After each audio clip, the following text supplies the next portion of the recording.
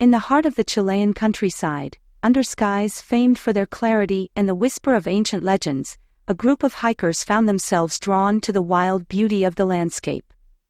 The tranquility of the hills outside San Clemente was as much a part of their journey as the rugged trails underfoot.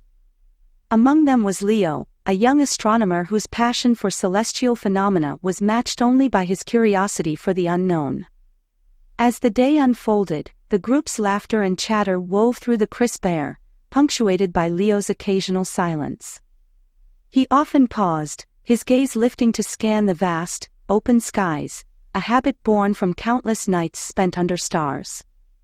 It was during one such moment that the unexpected silhouette of an abandoned observatory appeared on the horizon, catching Leo's attention. "Look over there," he exclaimed, pointing towards the forlorn structure that sat like a forgotten sentinel atop a nearby hill.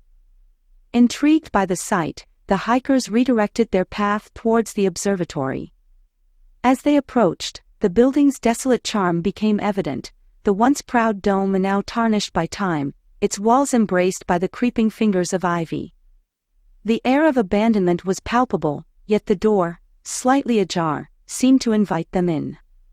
Stepping inside, Leo felt a chill that wasn't entirely due to the cool shade of the interior. The sun's rays filtered through breaks in the dome, casting light on strange, arcane symbols etched into the walls and floor. These markings were not random, they were deliberate, infused with intention and mystery. The group ventured deeper, drawn by a mix of fear and fascination. "I've never seen anything like these symbols before," whispered Sophia, her voice echoing softly in the vast emptiness. The symbols seemed to respond to their presence, glowing faintly as if acknowledging the new visitors. As they explored further, the observatory revealed more of its secrets. An ancient telescope, its lens clouded with dust, still pointed steadfastly skyward, as though waiting for someone to look through and unlock the wonders it had once observed. Leo approached the telescope, hesitating for a moment before his hand reached out to touch it. "It feels like we're not just discovering this place, but awakening it," he thought, a sense of connection washing over him, as profound as it was inexplicable. Their exploration was abruptly interrupted by the rumbling of thunder, a sound so sudden and powerful it seemed as if the sky itself was speaking. Dark clouds rolled in quickly, obscuring the sun and casting everything into shadow. The wind picked up, howling through the broken windows and open doors, as if protesting the intrusion into this long-secluded space. The storm broke with ferocity, rain hammering against the old observatory, thunder shaking the ground beneath their feet. The hikers looked at each other, their earlier excitement now tinged with apprehension. Leo stood at the threshold, watching the tempest, his heart racing with a mixture of awe and fear. "What have we stumbled upon?" he wondered aloud, his voice nearly drowned by the roar of the storm. It was clear that their discovery was just the beginning, and whatever secrets lay hidden within this abandoned observatory, the journey to uncover them was going to be anything but ordinary. The storm that enveloped the old observatory did not wane, but rather grew in fury, echoing the turmoil that churned within Leo. Despite his initial hesitation, the young astronomer's deep-seated fascination with celestial phenomena and ancient legends spurred him to delve further into the mysterious structure. "There's more to this place than old stones and forgotten equipment," he thought, his resolve hardening with each peal of thunder. As the group ventured deeper into the observatory, their flashlights cutting through the darkness, they encountered an unexpected figure. A frail old man appeared from the shadows, his presence as startling as a ghost's. He introduced himself as Matteo, the guardian of the observatory, and his eyes, clouded with age, flickered with a reluctant recognition of the need to share his guarded secrets. "Many years have passed since this observatory was last touched by those who revered the skies as you do," Matteo began, his voice a raspy whisper that seemed to blend with the sighing wind. "This place was built not just for stargazing but to serve a grander, mystical purpose." His stories unfolded slowly, painting a picture of a time when the observatory was a beacon for astronomers and mystics alike, a place where the celestial and terrestrial realms were believed to meet. Leo listened, rapt, as Matteo described alignments in events so rare and powerful that they were said to influence the very fabric of reality. "It's incredible," Leo murmured, more to himself than to the others, to think that such knowledge was once alive here. However, their exploration, and Matteo's revelations, were abruptly interrupted by a sudden tremor. The ground shook violently, sending books tumbling from shelves and dust cascading from the ceiling. A loud crack echoed through the observatory as part of the floor collapsed, revealing a gaping hole that led to unknown depths below. The tremor left them with no choice but to seek a new way out. The underground chambers, hidden beneath the observatory, now became their forced path of escape. With Matteo reluctantly leading the way, the group descended into the bowels of the earth, their lights barely penetrating the enveloping darkness. These tunnels were once part of a larger network, Matteo explained, his voice trembling not just from the cold. "They say that these pathways align with the stars at certain times, channeling cosmic energies." The underground passages were lined with more symbols, similar to those in the observatory above but imbued with an even greater sense of urgency and power. As they navigated the labyrinthine tunnels, the reality of their situation settled heavily on Leo's shoulders. Each step forward was a step further from the world they knew, deeper into a realm of ancient secrets and cosmic alignments. "I never imagined my pursuit of astronomy would lead me here," Leo confessed quietly to the shadowy figures of his companions, his voice echoing off the stone walls. "But there's no turning back now. We need to find our way out and uncover the truth of this place." Their journey through the underground chambers was not just a physical challenge but a journey into the very heart of the mysteries that the observatory guarded. With each step, Leo felt a growing connection to the legends he had always chased, now more real and immediate than he had ever imagined. Deep beneath the old observatory, Leo and his companions found themselves navigating a complex labyrinth of underground tunnels. The air was cool and damp, echoing with the soft sounds of their cautious steps. As they ventured deeper, the walls around them were increasingly covered with cryptic symbols.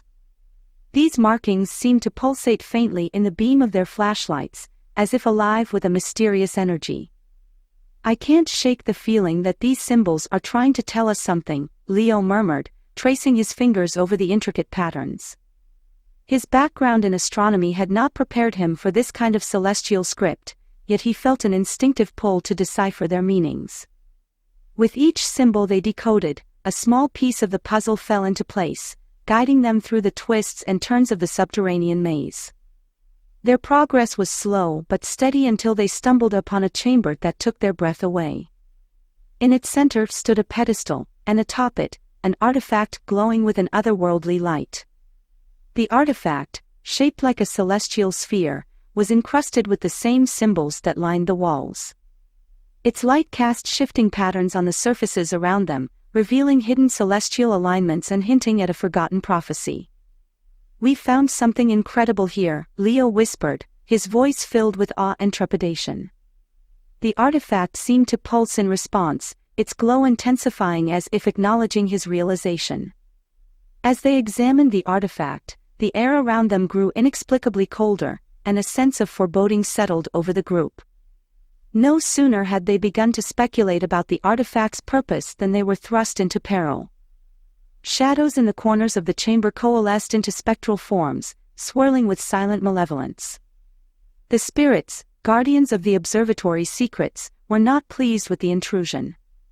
Leo felt a chill that went beyond the cold. It was a primal fear, a recognition of something entirely beyond the natural world. "We've triggered a defense mechanism," he realized, his heart racing as the spectral forces advanced toward them. The battle that ensued was unlike anything Leo or his companions had ever experienced. Armed only with their flashlights and the few tools they carried, they fought back against the spectral attackers. Each beam of light seemed to repel the spirits temporarily, but it was clear they were outmatched in this supernatural confrontation. In a moment of desperation, Leo directed his flashlight through the artifact itself. The beam refracted through the crystal, scattering into a spectrum of brilliant light that illuminated the chamber with the intensity of daylight. The spectral forces recoiled from the light, their forms dissipating like mist in the morning sun. Breathing heavily, the group watched as the last of the shadows vanished. They had survived their first major encounter with the observatory's guardians, but the victory was bittersweet. The encounter had revealed the dangerous powers contained within these walls and hinted at even greater challenges ahead. Whatever secrets this place holds, they are protected fiercely, Leo said, turning to his companions with a resolve hardened by their ordeal. But now, more than ever, we need to find out why. There's no turning back after this. With renewed determination, they prepared to delve deeper into the mysteries of the observatory, each step taking them further into the unknown. In the eerie calm that followed their skirmish with the spectral guardians, Leo and his companions pressed deeper into the heart of the underground complex. The walls here were lined with engravings that depicted celestial beings, entities that seemed to transcend the familiar stars and planets Leo had studied. These beings were depicted interacting with ancient civilizations, revered not just as distant celestial objects but as potent forces that directly influenced the earthly realm. These engravings, they tell stories of beings that walked among the ancient people, guiding them, teaching them, Leo observed, his voice echoing softly in the vast chamber. His fingers traced the outlines of figures that seemed to dance among the stars. It's as if these beings from the sky were a direct part of their daily lives, their culture, their very existence. As the group absorbed the implications of the engravings, a chilling realization began to dawn. The depth of the sanctuary, the protective spectral forces, the complex array of symbols, all these elements hinted at a purpose far greater and more sinister than a mere observatory for celestial observation. Their guide, Matteo, the old guardian of the observatory, had until now been a source of knowledge and lore about the site. However, his demeanor changed as they uncovered more about the true nature of the engravings. His tales, once filled with reverence for the observatory's mystical role, now took on a darker tone, revealing intentions that unsettled the group. It was not only for protection or knowledge that this place was created, Matteo confessed, his voice taking on a grave note. There is a ritual, tied to the celestial alignment that occurs once every few millennia. It is meant to renew the bond between the celestial beings and our world, to bring them forth again. Leo felt a cold dread settle in his chest as Matteo's true intentions unfolded. The guardian had misled them about the dangers of their quest, not to protect the observatory's secrets, but to use Leo and his friends as unwitting participants in a dark ritual that could potentially unleash catastrophic events. The alignment is nearly upon us, and the ritual requires more than just an old guardian's intervention. It needs fresh energy, fresh spirits, Matteo explained, his eyes gleaming with a fanatic's fervor. Leo's mind raced as he processed the revelation. He looked around at his companions, seeing their faces marked with shock and betrayal. I can't let this happen, he thought, stepping forward to confront Matteo. We were brought here under false pretenses, but we will not be tools for unleashing chaos. Facing the old guardian, Leo's voice was steady and resolute. Matteo, we will stop this ritual. We cannot allow you to bring these celestial beings through. The risk is too great, not just for us, but for the entire world. Matteo's expression hardened, a sign that the final confrontation was inevitable. You do not understand the power you are meddling with, he warned, but Leo was undeterred.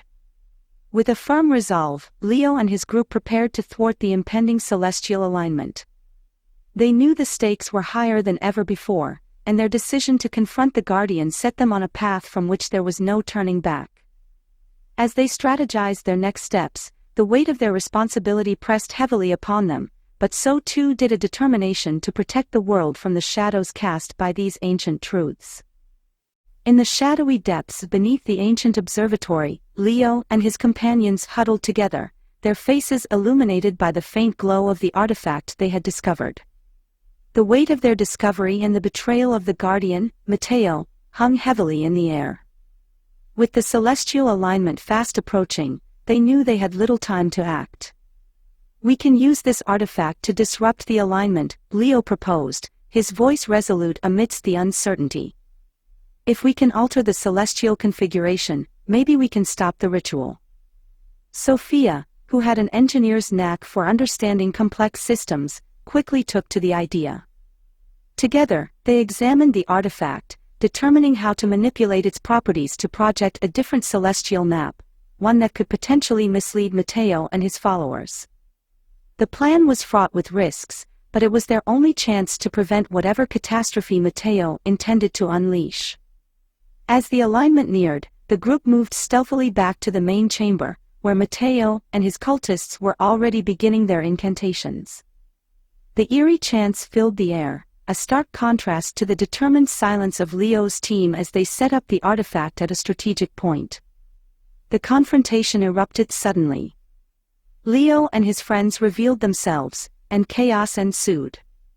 The cultists, caught off guard, scrambled to defend their ritual.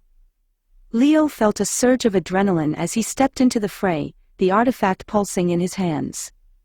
"This ends now, Matteo," he shouted, channeling the artifact's energy to disrupt the ritual.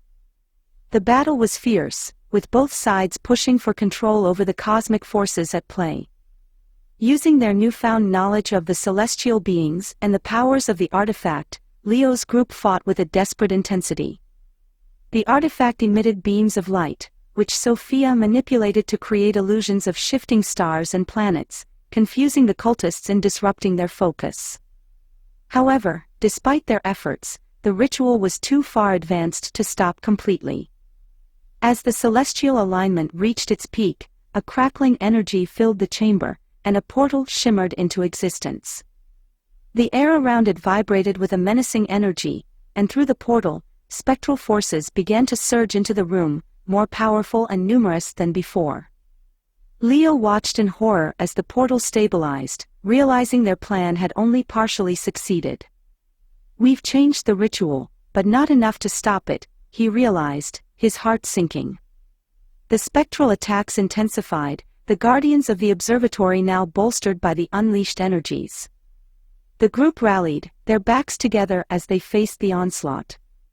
Each member fought with a blend of fear and resolve, knowing that the stakes had just escalated. "We need to close that portal," Leo said, shouting over the din of battle. "It's the only way to stop this." Reforged in the heat of battle, their camaraderie and determination solidified. Though they had failed to stop the ritual completely, their actions had altered its course, providing them with an opportunity to rectify their mistake. As they prepared to face the greater threats looming from the portal, Leo knew that their journey was far from over. With each challenge, they grew stronger, their resolve hardened like steel in the fire of their trials. The battle in the depths of the ancient observatory had left Leo and his companions battered and breathless. The portal, now a swirling vortex of dark energy, stood as a testament to their failure to fully stop the ritual. Leo watched, his heart sinking, as spectral figures surged through the portal, each one more menacing than the last. The weight of his decisions pressed heavily on him, and for a moment, despair clouded his vision. "Maybe this is too much for us," he thought, the fear of having escalated the situation gnawing at his resolve. As he stood there, watching his friends fight off the spectral onslaught with dwindling hope, a profound sense of responsibility washed over him. The feeling of being on the brink of giving up was palpable. "I led us here. This chaos, it's because of me," Leo whispered to himself, the burden of his leadership heavier than ever. Just as despair threatened to take hold, the artifact in Leo's hands pulsed with a gentle, yet insistent light. It was as if the ancient relic sought to remind him of its purpose and power. Drawn to its glow, Leo focused on the artifact, and in that moment, his mind cleared, allowing him to connect with an ancient spirit tied to the artifact itself. The spirit appeared before him as a vision, ethereal and serene. It spoke in a voice that resonated with wisdom and age, its words echoing in the cavernous space. "You have unleashed forces you do not fully understand, young guardian," the spirit began, its tone not of reprimand but of guidance. "But within you, and within this artifact, lies the power to restore balance. Harness the celestial energies as they were meant to be, not as tools of chaos but as conduits of harmony. Encouraged by the ancient spirit's words, Leo felt a renewed sense of purpose. The despair that had threatened to overwhelm him transformed into a steely resolve. "I understand now," Leo responded, his voice steady. "This isn't just about stopping what we've started, it's about correcting it, about using these powers properly." With new insight into the celestial mechanics and the true purpose of the artifact, Leo gathered his friends. He shared what the spirit had revealed to him, and together, they devised a plan to close the portal and prevent the ancient celestial beings from entering their world permanently. The strategy was complex, requiring precise timing and a deeper understanding of the celestial alignments that they had only begun to grasp. Leo led the preparations, directing their efforts with a clarity that he hadn't felt before. The knowledge imparted by the ancient spirit had not only given him the theoretical understanding needed but had also ignited a fire within him, a drive to set right what had gone wrong. As they worked to realign the artifact and recalibrate their approach to the celestial energies, Leo's leadership galvanized the group. Each member took up their role with a sense of urgency and determination, their actions synchronized towards a common goal. The portal, still pulsing with dark energy, awaited them, a challenge they were now prepared to meet head-on. With every adjustment to the artifact, with every refinement of their plan, Leo and his companions grew stronger, their resolve hardening. They were no longer merely survivors of a misadventure, they were warriors in a cosmic battle, ready to face the final confrontation.